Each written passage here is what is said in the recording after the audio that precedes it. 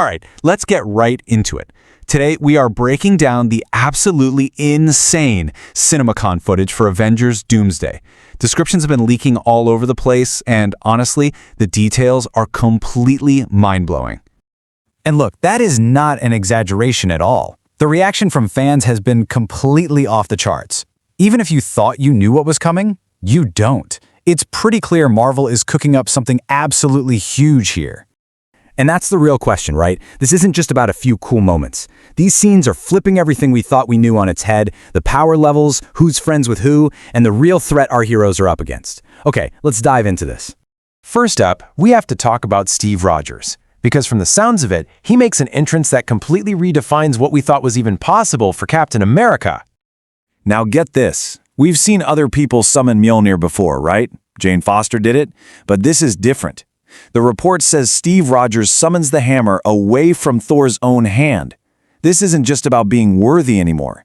This is about a will so powerful that it can actually override the connection between a literal god and his own divine weapon. And that's the detail that changes everything. This one act puts Steve on a power level we've only ever seen from the Allfather, from Odin. Think about it. Not even Hela, the goddess of death, could do that. She could stop Mjolnir, sure. She could break it, but she couldn't take it from Thor. Steve Rogers just did something his sister couldn't. The implications of that are just staggering. So you have to ask, how in the world did he get this powerful? Well, the descriptions of his look, the long hair, the beard, it all points to one thing. The theory is that before showing up here, Steve has been out there fighting multiversal wars on his own. For months, maybe even years. That kind of experience, that kind of lonely battle, would forge a level of will and worthiness that's basically on par with Odin himself. He's not just a super soldier anymore. He's something else entirely. Okay, so we have this insanely powered-up hero, but now let's pivot to the villain who apparently terrifies even the gods. Let's talk about Dr. Doom.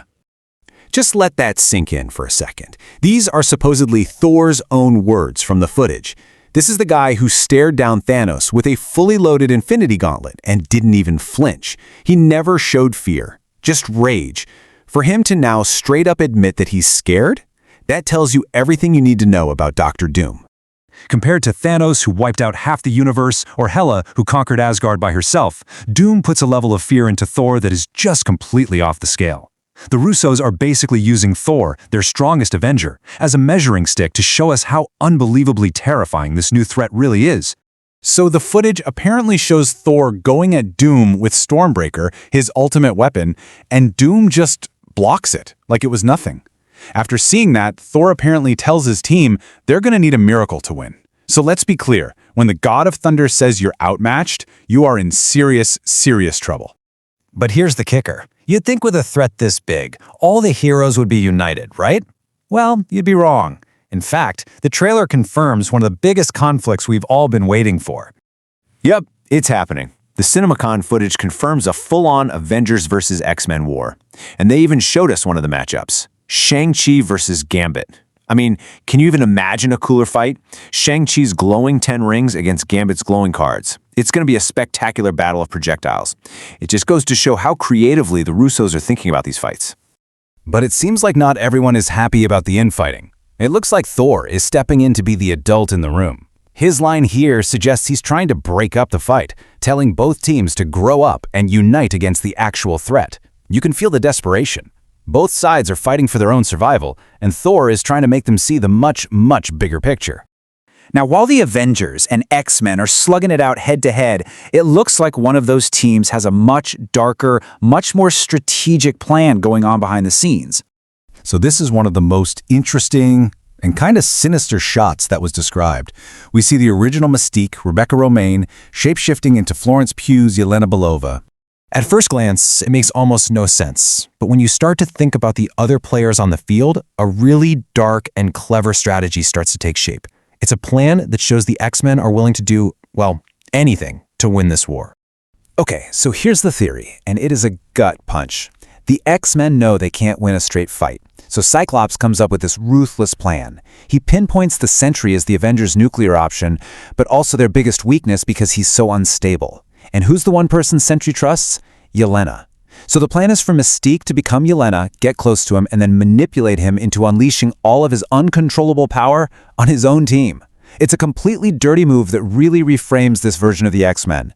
They're not heroes here. They're desperate survivors. And for our final reveal, which might just be the most important one of all, let's circle back to the man at the center of this whole mess, Dr. Doom. The trailer apparently opens with this really ominous line from Doom himself. He's talking about some unavoidable event, some hard choice. But the single most important part of that entire sentence is one tiny two-letter word. Look, Dr. Doom is one of the biggest egomaniacs in the history of fiction. Everything is about I, me, and Doom. For him to use the word we is a colossal, glaring detail. It's completely out of character, and it means one thing for sure. He is not the one at the top of the food chain. He's working with, or maybe even for, someone else. And that leaves us with a million-dollar question, doesn't it? Who is the we?